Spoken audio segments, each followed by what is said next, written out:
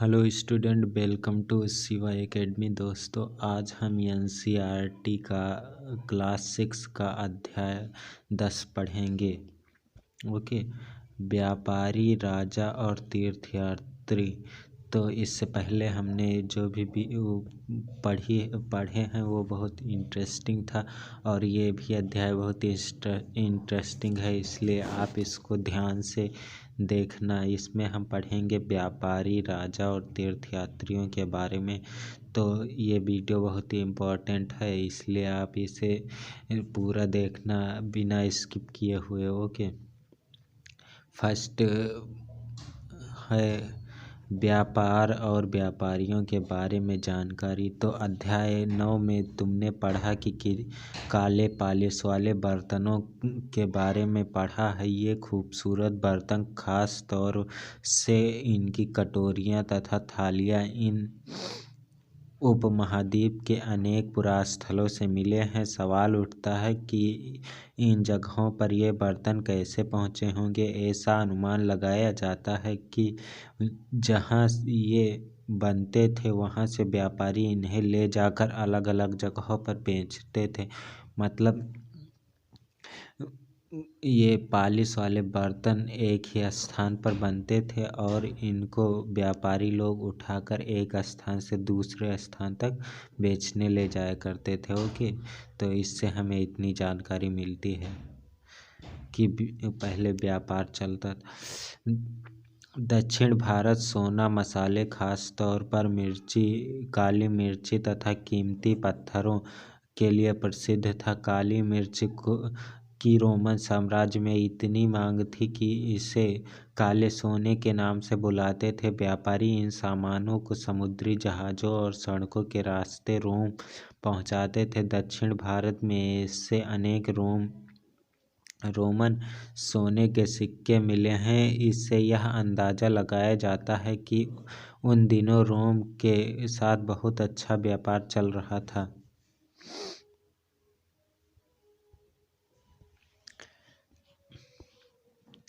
व्यापार से जुड़ी एक कविता, ये इम्पोर्टेंट नहीं है इसलिए हम इससे नहीं पढ़ेंगे। हम जो भी इम्पोर्टेंट है सिर्फ उसी को पढ़ेंगे और सब छोड़ देंगे। ओके। व्यापारियों ने कई समुद्री रास्ते खोज निकाले। इनमें से कुछ समुद्र के किनारे चलते थे, कुछ अरब सागर और बंगाल की खाड़ी पार करते थे।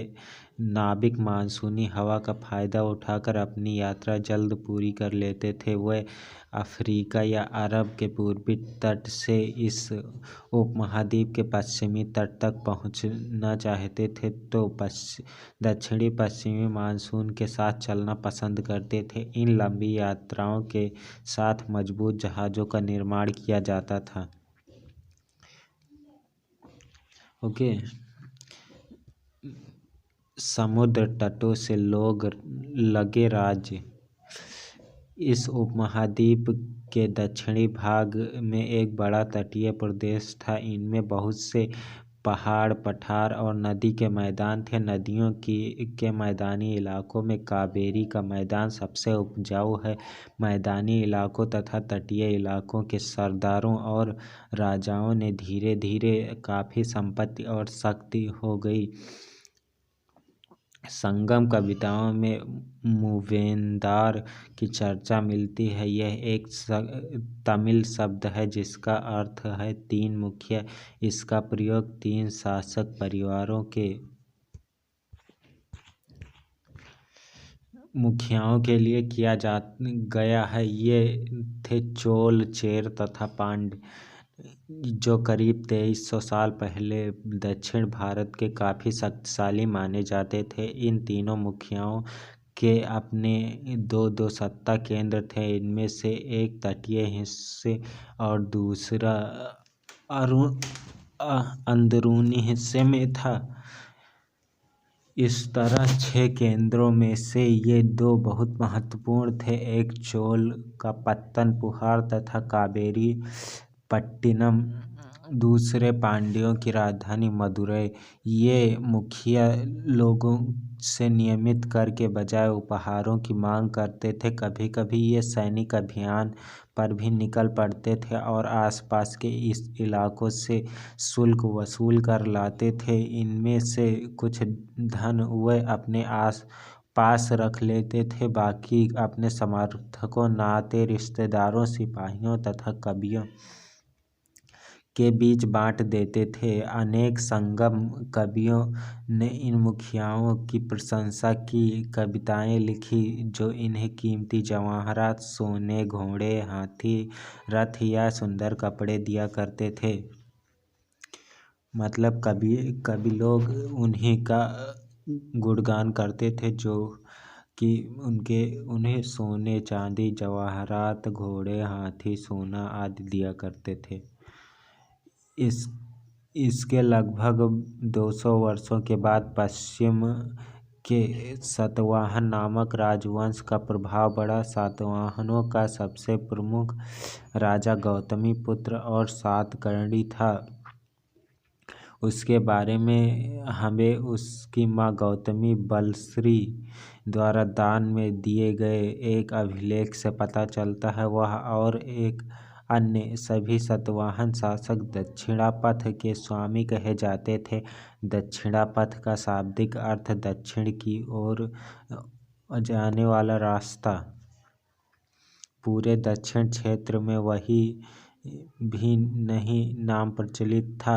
श्री सातकर्णी से पूर्व, पश्चिम तथा दक्षिण चारों तटों पर अपनी सेनाएं भेजी। रेशम मार्ग की कहानी। ये रेशम मार्ग की कहानी है। रेशम मार्ग की कहानी। रेशम कीमती चमकीले रंग की और चिकनी मुलायम बनावट की वजह से रेशमी कपड़े अधिकांश समाज में बहुमूल्य माने जाते हैं। रेशमी कपड़ा तैयार करना एक जटिल क्रिया है।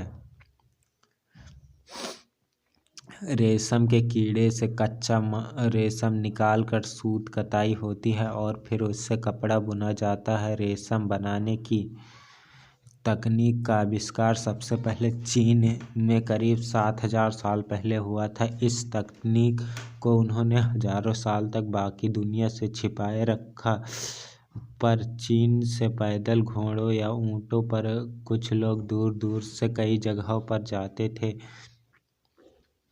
और अपने साथ रेशमी कपड़े भी ले जाते थे। जिस रास्ते से वह लोग यात्रा करते थे वह रेशम मार्ग सिल्क रूट के नाम से भी प्रसिद्ध हो गया।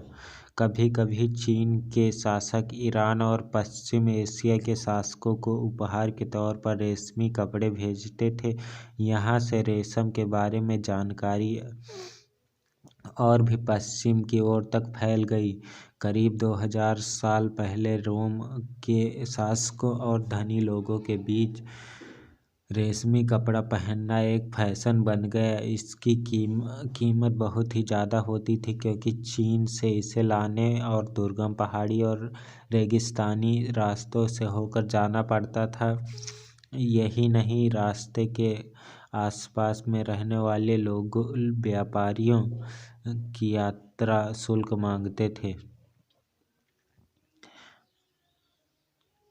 इसमें सिल्क रूट तथा इसकी शाखाओं को दिखाया गया है। कुछ शासक इतने बड़े बड़े हिस्सों पर अपना नियंत्रण करना चाहते थे क्योंकि इन रास्तों पर यात्रा कर रहे व्यापारियों से उन्हें कर, शुल्क तथा तोहफा के जरिए लाभ मिलता था। इसके बदले वह शासक इन व्यापारियों को अपने राज्य से गुजरते वक्त लुटेरों के आक्रमण से सुरक्षा देते थे।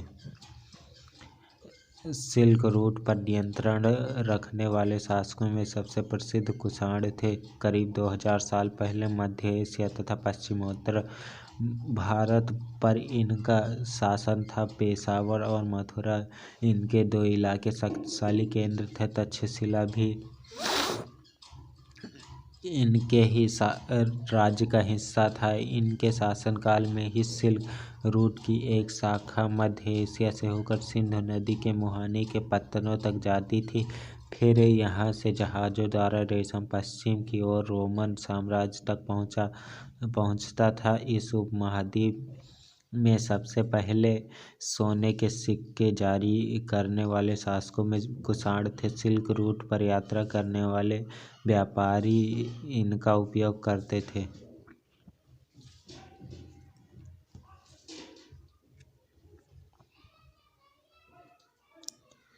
बौद्ध धर्म का प्रचार, ये हेडिंग। कुषाणों का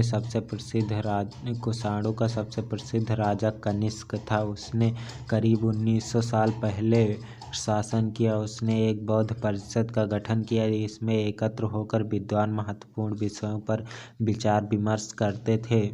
बुद्ध की जीवनी, बुद्धचरित्र की रचनाकार कवि अश्वघोष कनिष्क के दरबार में रहते थे। अश्वघोष तथा अन्य बौद्ध विद्वानों ने अपना संस्कृत में लिखना शुरू कर दिया। इस समय बौद्ध धर्म की एक नई धारा महायान का विकास हुआ। इसकी दो मुख्य विशेषताएं हैं। पहले मूर्तियां और बुद्ध की उपस्थिति सिर्फ कुछ दो मुख्य विशेषताएं थी। इससे पहले मूर्तियों में बुद्ध ने अपनी उपस्थिति कुछ संकेतों के माध्यम से दर्शाई थी। मिसाल के तौर पर उनकी निर्वाण प्राप्ति को पीपल के पेड़ की मूर्ति द्वारा दर्शाया जाता है।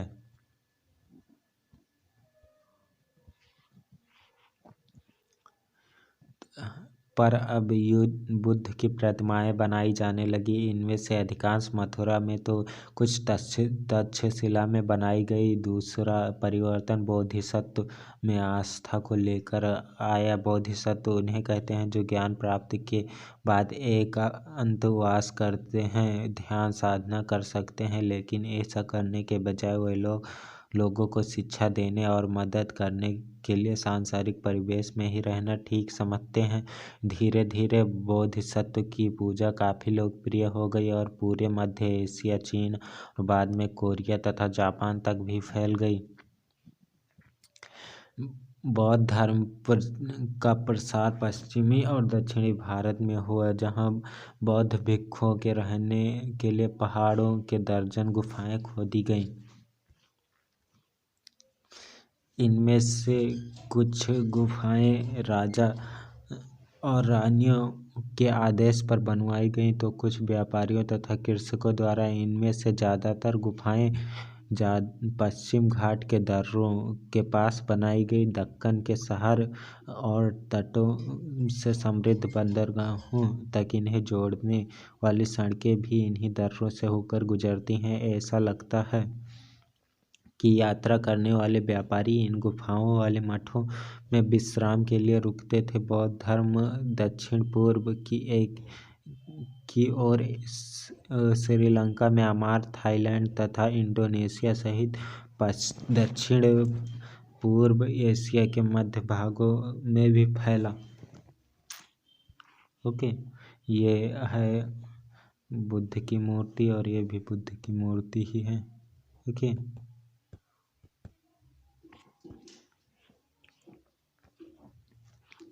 इसमें थोड़ा और बचा है।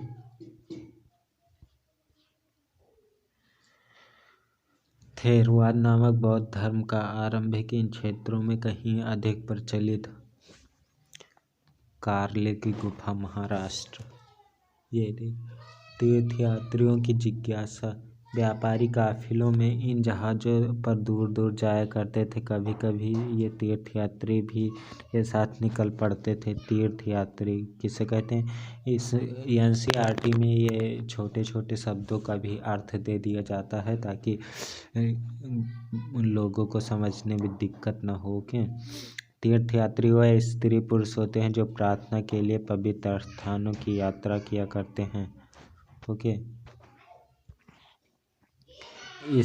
इस तरह भारत की यात्रा पर आया चीनी बौद्ध तीर्थयात्री फासियन काफ़ी प्रसिद्ध है। यह करीब 1600 साल पहले आया।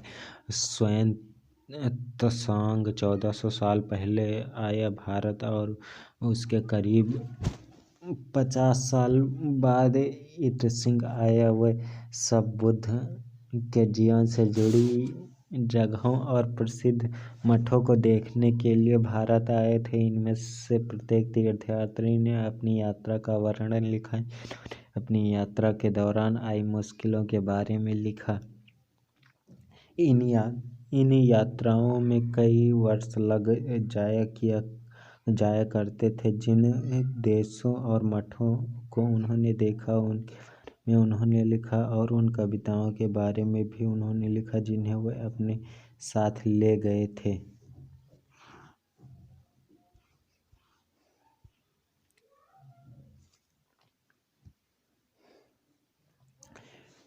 ह्वेनत्सांग भूभाग उत्तर पश्चिम और मध्य एशिया होकर चीन वापस लौटा।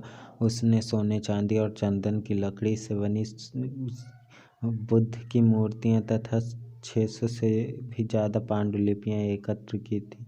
उन्हें वह 20 घोड़ों पर लाद कर ले गया, पर इसमें से 50 पांडुलिपियां उस समय खो गई जब सिंधु नदी पार करते समय उसकी नाव उलट गई। अपने जीवन का बाकी हिस्सा उसने बची हुई पांडुलिपियों का संस्कृत से चीनी अनुवाद करने में लगा दिया। नालंदा ये उतना इम्पोर्टेंट नहीं है। ह्वेनत्सांग तथा अन्य तीर्थयात्रियों ने उस समय के सबसे प्रसिद्ध बौद्ध विद्या मंदिर नालंदा बिहार में अध्ययन किया। उसने नालंदा के बारे में इस प्रकार लिखा है: यहाँ के शिक्षक की योग्यता तथा बुद्धि में सबसे आगे हैं। बुद्ध के उपदेशों पर उन्हें पूरी जानकारी से पालन करते हैं। मठ के नियम काफ़ी सख्त हैं जिन्हें सबको मानना पड़ता है। पूरे दिन वाद विवाद चलते ही रहते हैं जिससे युवा और वृद्ध दोनों ही एक दूसरे की मदद करते हैं। विभिन्न शहरों के विद्वान लोग अपनी शंकाएं दूर करने के लिए यहाँ आते हैं। नए आगंतुकों से पहले द्वारपाल से कठिन प्रश्न पूछते हैं।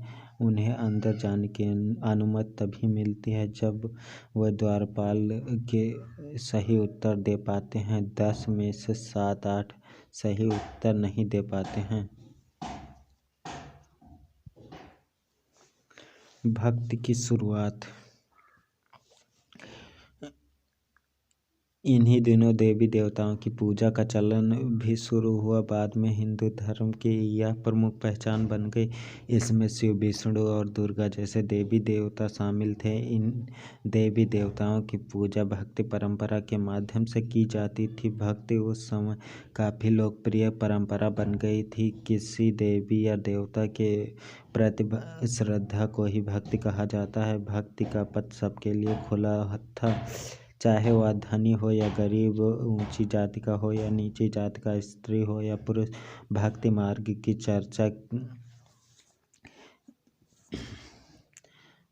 के पवित्र ग्रंथ भगवत गीता में की गई है। भगवत गीता महाभारत का एक हिस्सा है। इनमें भगवान श्री कृष्ण को भक्ति और अर्जुन को सभी धर्मों को छोड़कर उसकी शरण में आने का उपदेश देते हैं, क्योंकि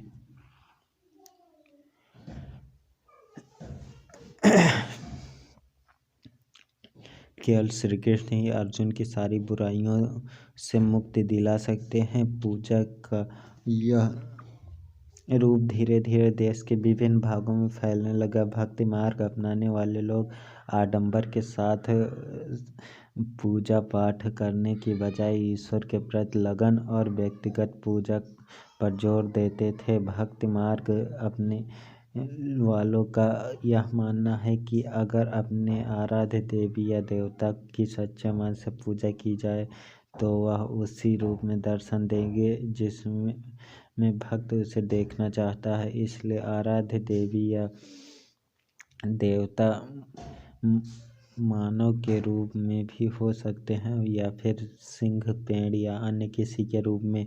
जैसे जैसे यह विचार को समाज द्वारा स्वीकृति मिलती गई, कलाकार देवी देवताओं के एक से एक बढ़कर खूबसूरत मूर्तियां तैयार करने लगे।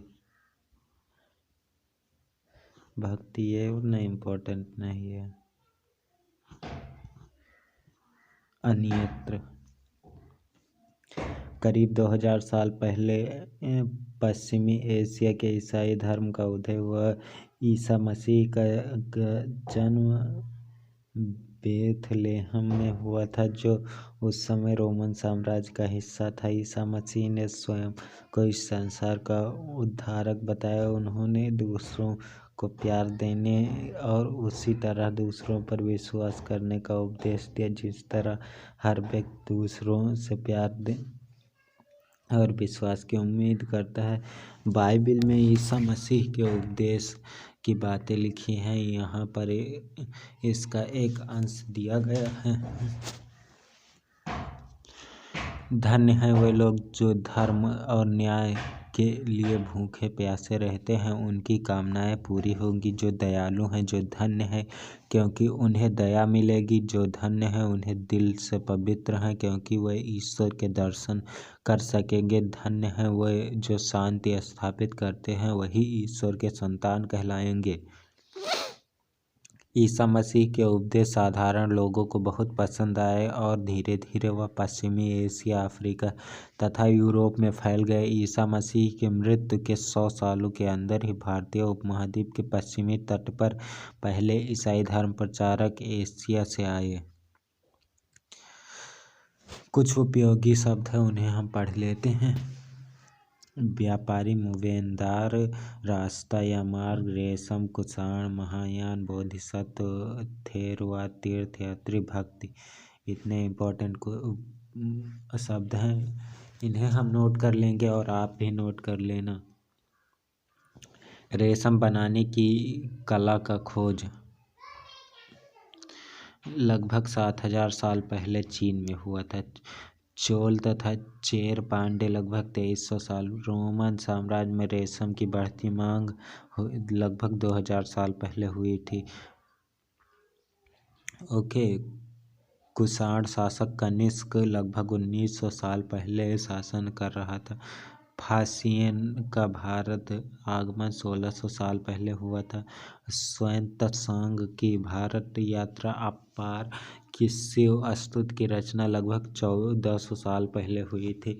ऐसे ही इंटरेस्टिंग वीडियो के लिए आप हमारे चैनल शिवा एकेडमी को सब्सक्राइब कर सकते हैं और उसके बगल में जो बेल आइकन है उसे भी प्रेस कर देना, ताकि हमारी आने वाली एक भी वीडियो आपसे मिस ना हो।